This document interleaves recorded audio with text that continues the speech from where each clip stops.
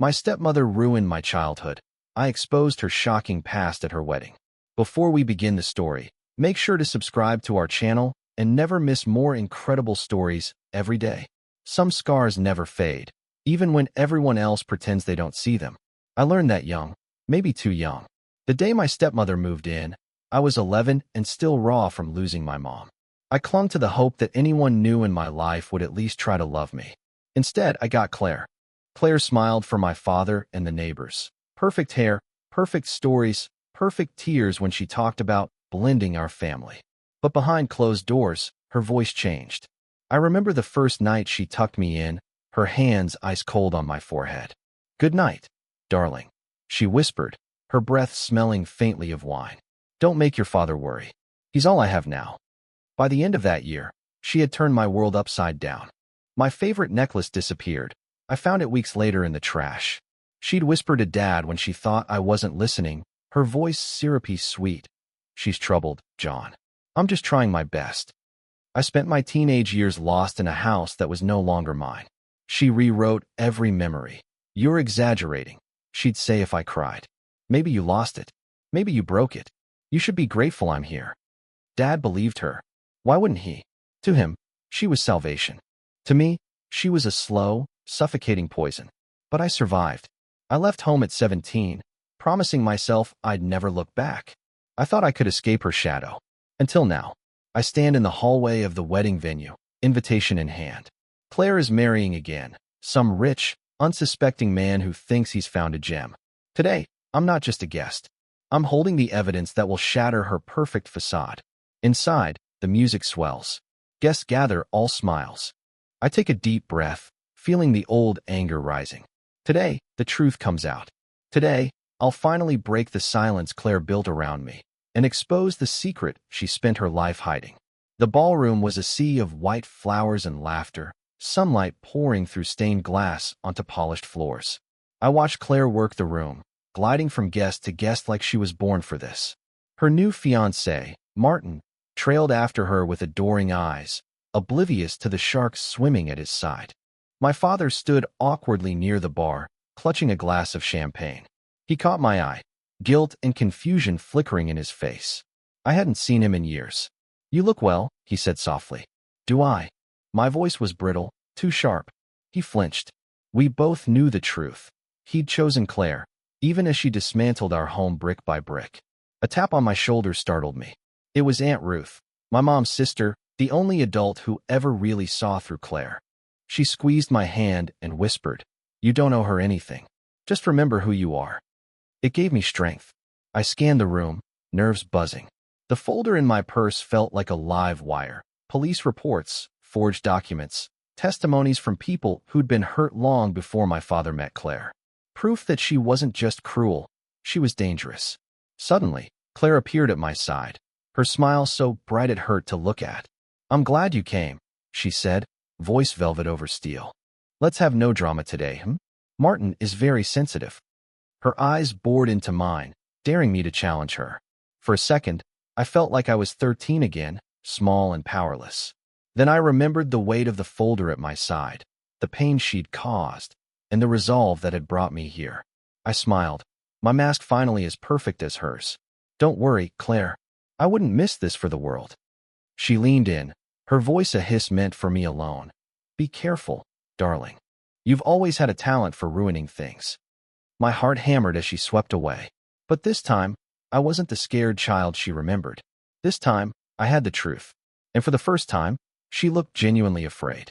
The ceremony dragged on, every word and promise a twisted echo of the lies I'd lived through. Claire glowed in her white dress, masking the venom I knew so well. Martin gazed at her like a man seeing an angel, if only he knew. As they exchanged vows, I could almost hear her rehearsed lines in my head, the way she used to rehearse excuses when Dad asked about missing money, or why I was always in tears. My seat at the edge of the aisle gave me a clear view of the crowd. I recognized faces from my childhood, some smiling, some stiff, a few casting nervous glances my way. Aunt Ruth never looked away, her chin high and eyes full of silent support. My heart squeezed. She'd always believed me, even when no one else did. After the vows, The guests spilled into the courtyard for champagne and photos. I found myself drifting past old friends of my father, who offered polite hellos but quickly looked away. I didn't blame them. Claire's version of me, difficult, unstable, ungrateful, had settled in their minds long ago. A waiter brushed past, nearly knocking my purse to the ground. I clutched it to my chest, pulse racing. What if Claire suspected I had something on her? What if she tried to stop me? As if on cue, she reappeared, radiant for the camera but eyes sharp as glass. "Enjoying yourself?" she murmured. "You should thank me. I gave your father a reason to live." I gritted my teeth. "And what did you give me, Claire?" She didn't answer, only smiled for the photographer. But behind her perfect teeth, I saw the mask cracking. Aunt Ruth caught my arm as Claire swept away. "Are you ready?" she asked quietly. I nodded. For the first time in my life, I was. Inside my purse, the folder seemed to burn with possibility. And somewhere deep inside, the broken child I'd been whispered, "It's time to end this." Dinner was a blur of clinking glasses and forced laughter. Claire commanded the table, spinning stories about her resilient new family and hard-won happiness. Each toast felt like poison. I sat between Aunt Ruth and my half-brother Owen, Claire's son, now a teenager, quiet and sharp-eyed. He barely touched his food, staring at the empty plate. Finally, when no one was watching, he leaned over. "She's different when nobody's around," he whispered. "Is it true what you told me about what she did to you?" I hesitated, searching his face. "She hurt a lot of people, Owen. Not just me." He nodded, lips pressed tight. "She scares me sometimes. I hear her yelling at Dad when she thinks I'm asleep." There was a flash of guilt. "Sorry. Don't be," I whispered back, giving his hand a squeeze. "You're not alone." At the head of the table, Claire's laughter rang out, brittle as glass. Dad was drinking more than usual. I watched his eyes, tired, regretful. For years, I'd begged him to see the truth, but he only ever saw what he wanted to see: a loving wife, a family restored. Suddenly, a note was slipped under my plate. I glanced down. Aunt Ruth's handwriting. "She knows you have something. Be careful. If anything happens, come to me first." My heart stuttered. I looked at Aunt Ruth, who gave a slight nod. As dessert was served, Claire stood to make a speech. Her gaze swept the room, landing on me for a beat too long.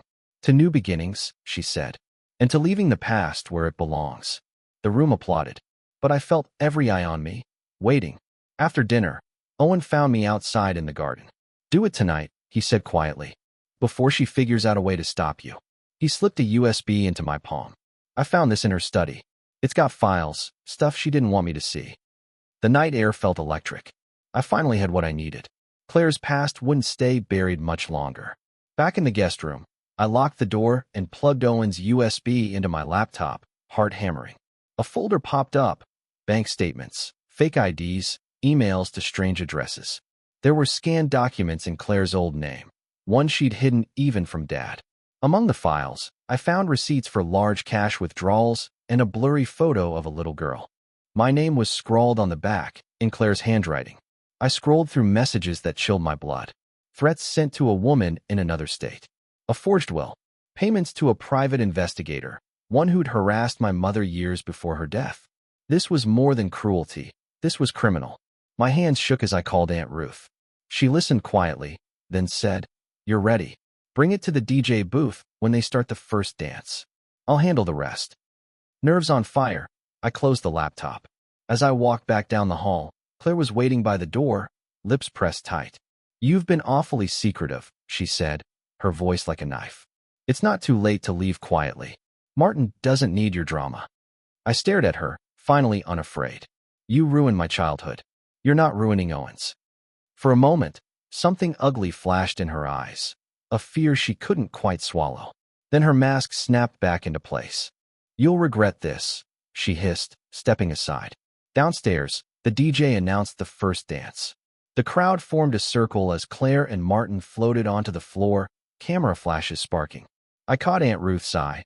She nodded, already moving toward the sound system. My feet felt heavy as I approached the booth, folder and USB clutched tight. My whole life narrowed to this moment. Years of silence, gaslighting, and grief pressed into one breathless decision. Aunt Ruth's hand closed over mine. "Ready?" I nodded, voice steady at last. Let's show them who Claire really is. The first notes of the song faded out, and with a click, my childhood's secrets began to play. A hush fell as the speakers crackled, interrupting Claire's carefully choreographed first dance. At first, guests looked around, confused, then the audio started. My own childhood voice, tearful and raw, telling my father about the necklace, the bruises, Claire's threats. Then, clipped messages from the USB. Claire arranging for fake IDs, her voice cold as she discussed a woman who needed to disappear. A gasp swept the room. Claire spun from the dance floor, eyes wild, searching for the source. Her mask cracked wide open. Gone was the smiling bride. In her place stood the woman I'd always known. Dangerous, cornered, furious. Martin's face drained of color. "Claire? What is this?" he whispered. She lunged for the DJ booth, but Aunt Ruth and Owen blocked her path. I stood tall, folder in hand, every secret about to explode. The DJ, hands shaking, projected the scanned documents onto the big screen. Fake names, stolen funds, threats, and, most damning, messages about my mother's will. Gasps and murmurs swept the hall. People backed away from Claire, their shock palpable. Dad sat down hard, clutching his chest. Someone called for security. Claire screamed, her voice echoing off the walls. "This is all lies. She's always hated me." She tried to rush the booth, but 2 security guards caught her, holding her back as she spat accusations. I stepped to the microphone, voice trembling but clear. "This is what she's done, what she's always done. Not just to me, but to anyone who gets in her way." Aunt Ruth stood at my side, Owen gripping my hand. Martin stared at Claire, heartbreak and disgust warring on his face. The room was silent, but for Claire's sobbing rage. For the first time, she had nowhere left to hide. But I knew the fallout was only just beginning, and old wounds were about to split wide open. Security led Claire out, her shrieks echoing in the stunned silence. Guests murmured, some in disbelief, some in dawning recognition, remembering stories, bruises, secrets they'd overlooked. Martin stood frozen on the dance floor, white-knuckled and shaking, as if the world had been knocked out from under him. Dad tried to stand but slumped back down, pale and trembling. I knelt by his side. "She's gone, Dad. You're safe now." His eyes filled with tears, not just for the woman he'd lost, but for the daughter he hadn't protected. "I'm so sorry," he whispered, voice cracking. Aunt Ruth called for paramedics, her calm a lifeline in the chaos. Owen stayed close, eyes never leaving mine. "You did it," he said, voice shaking with relief and something like awe. "She can't hurt us anymore." The authorities arrived quickly, officers, social workers, the buzz of radios and official voices filling the hall. I handed them the folder and Owen's USB, every piece of evidence laid bare at last. As police interviewed guests, more stories poured out. Other relatives Claire had manipulated, friends she'd borrowed money from and ghosted, neighbors who'd seen bruises or heard arguments. The dam had broken, and there was no stopping the truth now. Outside, flashes from cameras sparked as news vans gathered, drawn by the chaos. I stood in the lobby, adrenaline slowly draining, as Dad hugged me for the first time in years. "I should have believed you," he said, broken. "Can you ever forgive me?" I didn't know what to say. All I felt was exhaustion, relief laced with grief, anger tangled with hope. Martin approached, eyes raw. "Thank you for saving me from her. I was blind." I nodded, unable to speak. The wedding was ruined, but something greater had been set free. For the first time, I could see a path beyond the shadows. But I knew healing would be its own battle, and not everyone would want to follow me into the light. The hours after Claire's exposure felt surreal, a haze of questions, flashing cameras, and hushed, urgent voices. Police officers combed through the evidence. Guests trickled away in small, nervous groups, unwilling to meet my eyes but casting glances thick with pity, shock, or quiet respect. Dad was taken to the hospital as a precaution. Aunt Ruth rode with him, squeezing my hand before she left. "You did what no one else could. Hold your head high." Owen clung to my side, silent but unyielding, as if afraid the moment he let go, the world might collapse again. I stayed behind to give my statement, recounting years of gaslighting, missing heirlooms, bruised arms explained away as clumsy accidents. I felt numb and hollow, the adrenaline gone, my voice steady only because it had to be. The detective listened intently, face grim. You're brave for coming forward. You saved more than just yourself. Martin, dazed and pale, offered a quiet apology for not seeing the truth. I'll help however I can, he promised. She can't hurt anyone else, not with all this out now. I found myself wandering the empty ballroom, footsteps echoing off marble and glass. The remnants of a ruined wedding. Petals scattered on the floor, overturned chairs, half-empty glasses, looked almost beautiful in the soft light. For the first time in years, I let myself cry, the sobs tearing out all the anger and grief I'd buried. Owen and I left the venue together, the sky already turning the pale blue of dawn. What happens now? He asked quietly. We start again, I said, voice trembling but sure. On our terms this time. We walked toward the car, away from the wreckage Claire left behind. And for the first time, I let myself imagine a future where her shadow didn't follow me home. Dad spent 2 days in the hospital. Exhaustion, the doctors said, and too many years carrying secrets that were never his. Aunt Ruth and I took turns at his bedside, Owen hovering nearby, always watchful. For the first time, I saw the years etched into my father's face, the sorrow, the regret, the relief at finally seeing the truth. We spoke in quiet tones about the past. Dad apologized again and again, as if words could rebuild the years lost to Claire's lies. I wanted to believe we could all be happy, he said one afternoon, eyes watery. I was so afraid of losing everything. I let her poison us. I squeezed his hand. You don't have to be afraid anymore. She can't hurt us now. He nodded, a tear slipping down his cheek. Promise me you'll stay. Let's build something honest from here. Back at home, the atmosphere was strange and raw. Police came and went, gathering more statements, collecting documents. Reporters left notes in the mailbox. Some neighbors offered casseroles and cautious words of support. Others kept their distance, unsure what to say now that the truth was finally out. Owen started to come out of his shell. He found old photos in the attic, memories from before Claire's reign.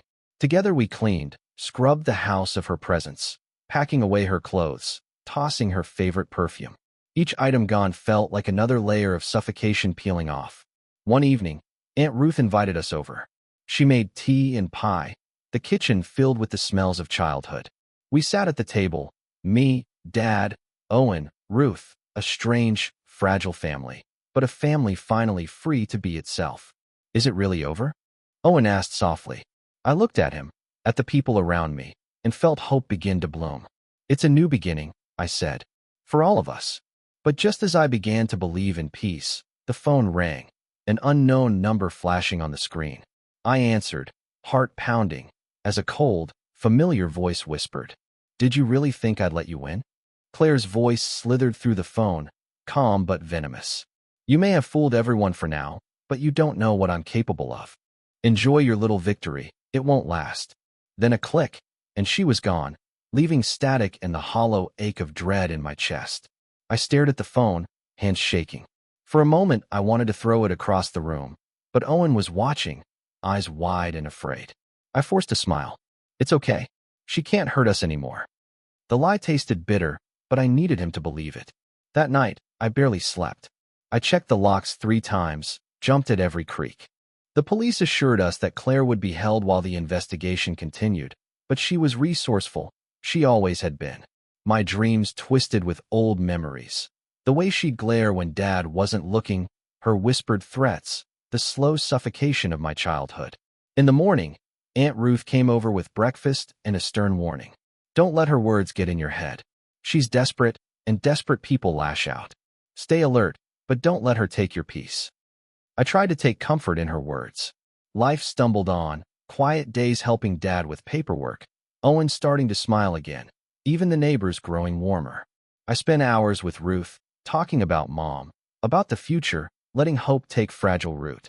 But Claire's threat shadowed everything. Each time the phone rang, my heart hammered. Sometimes there was only silence, sometimes a hang-up. Once, a bouquet of lilies arrived, Claire's favorite, no note. I gave them to the trash. I realized then, healing wasn't a single, triumphant act. It was 100 small battles, refusing to let fear rule, choosing joy anyway. And so I vowed, every morning, to claim a little more of my life back. No matter what ghosts try to follow me home. Weeks passed. The house filled with the rhythm of real life again. Meals cooked together, laughter spilling from the kitchen, Owen's music floating down the hall. Dad began sleeping through the night for the first time in years. Still, I carried the weight of Claire's threats like a bruise under my skin. Every day I checked the news, half expecting a headline about her escape, her vengeance, her return. Detectives visited often. Each time, I handed over another piece of evidence. A forged signature here, a mysterious payment there. They assured us the case was strong, that Claire would be convicted. Sometimes I believed them. Sometimes I wondered if monsters like her could ever really be stopped. One afternoon, Owen found me on the porch, staring at a letter from an unfamiliar address. "You're scared," he said. "I am too. But you're the bravest person I know. You didn't just stand up for you. You stood up for me, for Dad, for everyone she hurt." His words unlocked something in me. For so long, Claire had been the story, the villain, the storm that shaped every day. But now, I realized, I could write the next chapter. Maybe fear would always linger. Maybe her shadow would never fully fade. But I was stronger than the darkness she left behind. That evening, Dad gathered us for dinner. He raised his glass, voice steady, to truth, to family, to finally being free. For the first time, I toasted back. The phone rang during dessert. My heart stuttered, but I answered. This time, it was the detective. "We got the warrant.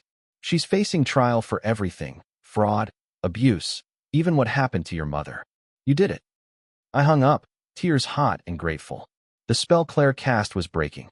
That night, I opened every window, letting the night breeze wash the house clean. And for the first time, I let myself believe. We really were free. Claire's court date arrived like a thunderstorm on the horizon, inevitable and electric with tension. The courthouse was packed, relatives, neighbors, even journalists hungry for a headline about the perfect bride exposed as a fraud. I sat between Dad and Aunt Ruth, hands clenched in my lap, Owen close at my side. Claire entered in handcuffs, her beauty undimmed, but her face cold and defiant. For a moment, her gaze locked on mine, eyes brimming with a silent fury. I held her stare, refusing to flinch. She couldn't touch me anymore. The prosecution presented everything. My childhood recordings, Owen's files, the fake IDs, the stolen money, even testimony from people Claire had hurt long before she met my father. As witness after witness recounted tales of manipulation and threats, Claire's mask began to crack. She glared, scoffed, tried to spin new stories, but the evidence was overwhelming. I took the stand last. My voice shook as I described what life with Claire had been. The fear, the isolation, the desperate attempts to be heard. I saw tears in Dad's eyes, Owen's hand gripping the bench, Aunt Ruth's unwavering nod. When the defense tried to twist my words, I stood firm. "I'm not a victim anymore," I said, my voice ringing clear. "I'm here to end this." When the jury returned, the verdict was swift, guilty on all counts.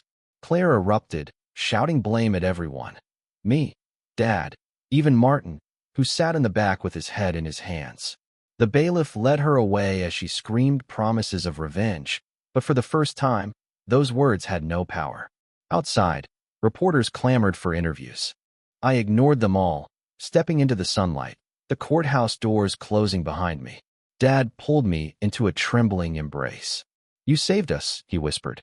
I looked at Owen, at Aunt Ruth, and finally at the sky. After a lifetime in Claire's shadow, I was finally free to choose my own direction. But as relief settled, a new question bloomed. Who would I be, now that my story was finally my own? The world outside the courthouse was loud. Horns, cameras, shouts. But inside me, everything was startlingly quiet. My life was no longer defined by survival. Claire's shadow was finally behind us. I found myself waking up in the mornings expecting dread, and instead there was only stillness. Hope. Dad slowly rediscovered himself too. He started fixing up the house, restoring corners Claire had tried to erase, painting Mom's favorite colors on the kitchen walls, planting violets in the garden.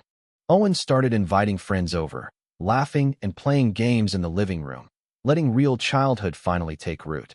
Aunt Ruth became my closest confidant, her home a sanctuary when old memories crept in. Together, we We sorted through photos and mementos, piecing back the history that had been hidden or twisted. She reminded me of my mother's gentle strength, and I realized I was carrying that forward now.